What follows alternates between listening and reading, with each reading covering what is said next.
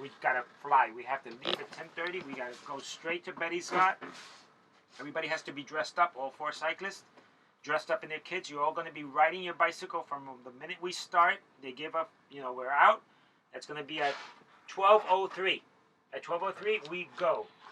So we go. One cyclist. All 4 you leave out for the photo and all that, and then the other 3 you just return to the hotel. In the hotel, you're going to get in the RV, 2 of you, and go to sleep, right? And 1 of you is going to go to the hotel, to the van number 2, and you're going to go to the Old Castle Road. Let's get going. I'm going to take off. All right. See you guys. All right, Ray. All right. Yep. Gotta ask William if that was the first time he ran a meeting laying down on a mattress. I bet. You look comfy up there.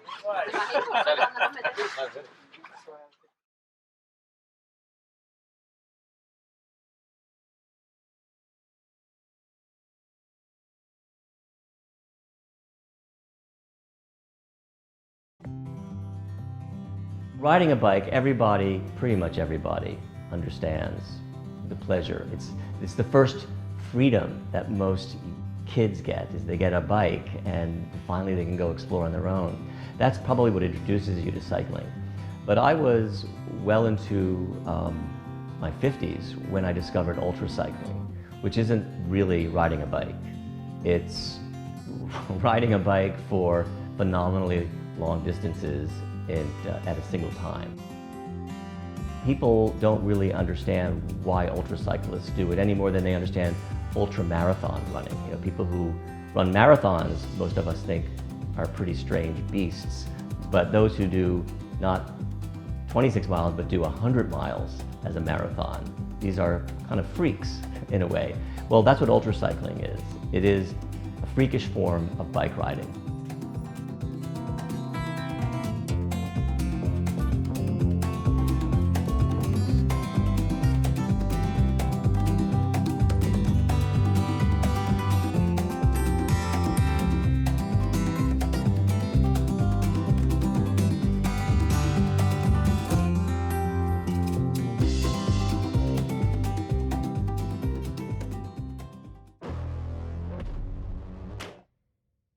The race across America is considered to be the toughest road bike race on Earth.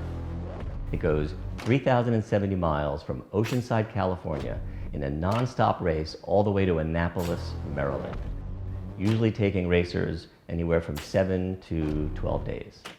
There is no prize money, you just get bragging rights, and it attracts a very strange breed of cyclist. We crossed 12 states, and climbed about 175,000 vertical feet, and did it in just over 7 days. Nothing can really properly prepare you for what's about to happen in Race Across America. What we miscalculated or underestimated was the amount of support the racers need in order to pull this thing off. The proven method for how a team can successfully cross America in 7 days involved having 4 vehicles, 2 SAG vehicles. A SAG vehicle is a supply and gear vehicle, which is really a minivan where there's a driver who has to be alert, awake all the time because they're driving. The car is moving 24 hours a day, day and night, and you want the driver, who is oftentimes at night, directly behind a cyclist within about 20 feet, to be alert. With the driver is always a navigator in the passenger seat. There's a lot of navigation that has to be done. The course goes 3,000 miles through countless cities and towns and a lot of turns. And so the navigator is there to not just prepare the driver, but also know exactly where we need to be to do a racer exchange. So we ended up with 12 crew members. Some were navigators, some were drivers. We also had 2 other vehicles. One was an RV, a 30-foot RV, where there was always 6 people sleeping at all times. 2 racers and 4 crew members. Also in the RV was a driver and a navigator and a house person. A house person's job was to be responsible for all the food for everybody. No one was allowed to touch the food. The house person would wear latex gloves. She would hand the food over to whatever the racer or crew member wanted. And this way we never had to worry about anybody getting any gastrointestinal problems. The racer schedule was quite different from the crew. Racers knew they were going to work for 4 hours and then have a rest for 4 hours. And it never stopped around the clock for 24 hours. So there was no sense of day. It was 4 hours on, 4 hours off, 4 hours on, 4 hours off, and it didn't stop until you reached the finish line. Crew members, on the other hand, had a very different schedule. They would work for 16 hours, either as a driver or as a navigator or in the RV, maybe as a house person.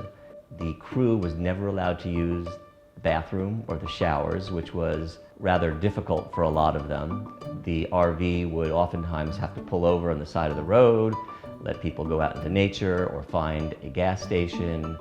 So some of the crew had innovative ways of showering. They would bring like a big bladder, like a camelback bladder of water, and hang it up and just hose themselves down when the vehicle was stopped somewhere like at a park. Since Race Across America has been in operation for well over 30 years, they've developed a phenomenal list of rules. I think every year where there's an event that happens that's a problem, they just add another line to the rule book. So it's somewhere in the vicinity of 80 pages of rules that they've developed. There are race officials throughout the course. They roll along with us from Oceanside to Annapolis, and they're keeping an eye on every team, not just the racers on the road, but what is the crew doing. And if you have anybody who's in violation, they can give you a penalty. And penalties could be 15 minutes, maybe an hour penalty, depending on how egregious it was. And they would just add that time to your team's overall time. And that could change, for very competitive teams, their overall standing. Once we got to Kansas, which is about 600 miles without any hills or anything worth looking at other than cornfields, it's an open opportunity for the long-haul truckers to go, it seems like, Autobahn speeds. So one of the problems we had was these huge 18-wheeler trucks would be coming towards us going at 80, 90 miles an hour. And they're immense vehicles, so they're pushing a tremendous amount of air at a very high speed. So our bicycles would get blown around the road whenever these trucks would come by. And our vehicles, which had the amber flashing lights on their roofs, some of them were magnetic flashing lights, so they weren't permanently fixed to the car. At one point we had ours blown off and we had to pull over, find a hardware store, and they couldn't find the right kinds of lights, so our crew member just got a lot of tape and just taped these lights onto the vehicle so that we could keep going. If we don't have the lights flashing and a race official was in view of us, they could issue us a penalty, and no one wanted that. Racer exchange happened every 30 minutes, and we made sure that they happened exactly on the half hour within a couple of minutes. So if a racer wasn't on the road and ready at the exchange at the right moment, a lot of problems could happen. Either the older racer would have to continue for another 30 minutes, or you'd lose time while you're waiting. I made sure I never missed an exchange. I was always on the road, on my bike, waiting, looking over my shoulder for the racer on the road to reach me. And then our tires would cross, and as soon as his tire passed mine, I was allowed to go. And then they would be retired and go into their SAG vehicle. Because the race never stops, we're going 24 hours a day, all the racers end up racing at nighttime. My shift was from 11 p.m. to 3 a.m. Every day. And sometimes that's really a wonderful time to be racing because depending where you are, there's very little traffic. Sometimes it's emotionally difficult to be out there late at night and you know it's 2 in the morning. I would get into a zone and then I would feel really good at the end of that I did really well. And but I don't think I ever got into a zone during the daytime. It was really at night when there were no distractions. It's almost like having your eyes closed, right? It's so black, except for where the white light from the vehicle behind you or your bike light is on, that's all you could focus on. there are so many moving parts to Race Across America, and any one of those can break, and the race could be ended. So I was worrying mostly not about me as a racer and doing my job, but worrying about any of the 16 of us who, if something happened, we could run the risk of not finishing the race. There's not a real underlying motivation, a part of a person's id that says, I will not stop, I will not fail. In spite of the fact that our crew chief knew that he needed to make sure each racer that had the willpower, not just the physical ability, but the willpower to finish this event. I learned personally that when you're racing for a team of people, that you're much stronger than you are when you're out there doing an event for yourself.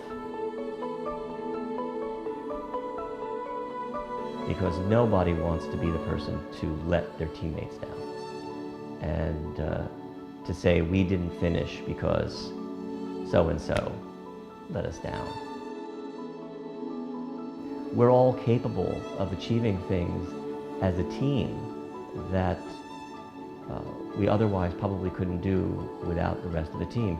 So it didn't really matter whether you were a racer thinking I'm important, I'm a racer, because the house person who's making sure everybody stays healthy and is fed well and gets a good night's rest is just as critical to making sure that someone doesn't make a mistake at their job.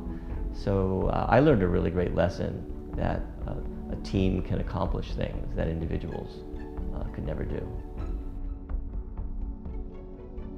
After a while of going through this punishing schedule, I kind of got accustomed to it. It was hard in the first couple of days, were really difficult, and you're thinking, this can't possibly last 7 or 8 or 9 days. I can't do it. But it just seemed not only did our bodies get stronger, but our minds became adapted to this strange new lifestyle where you work really hard for 4 hours and then you eat as much and rest as much for 4 hours. I think the reason I personally do it is because I know very few people do it, want to do it, or can do it. And there's a certain satisfaction that you have after completing a very difficult race, that you feel that you've accomplished something that maybe makes you unique, or if not unique, certainly different. I just like having a piece of my life that is truly unusual and not as milquetoast, as waking up and just going through day after day. This is something that really puts a bit of spice into my life, and it isn't easy, it often isn't fun, but afterwards you say, I did something that few people do, or few people can do. And that's probably the reason I personally do ultra events. This was the first time in my life, I think it really was an epiphany to me that we as humans, as individuals, maybe can do wonderful things, amazing things, but teams can accomplish impossible things.